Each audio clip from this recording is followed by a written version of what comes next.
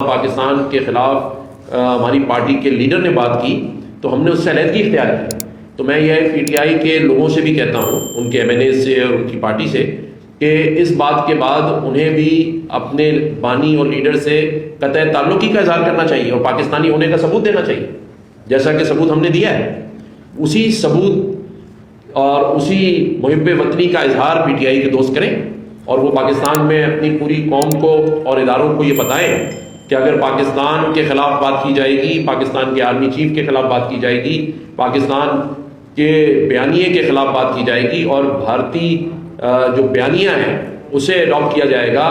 اور پاکستان میں بلوچستان اور کے پی کے میں جو دہشت گردی ہوئی جا رہی ہے ان لوگوں کو سپورٹ کیا جائے گا,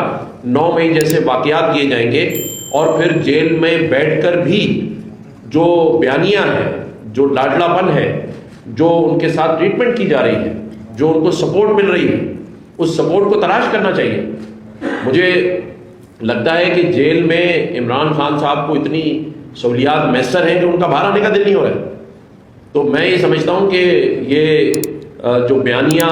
پی ٹی آئی نے اپنایا ہے اس کی پاکستان بھی بحیثیت گورنر سے اور کوئی بھی پاکستانی شہری یہ برداشت نہیں کرے گا, اور یہ میڈیا گواہ رہے, پاکستانی قوم گواہ رہے کہ یہ اس وقت کیا جا رہا ہے جب پاکستان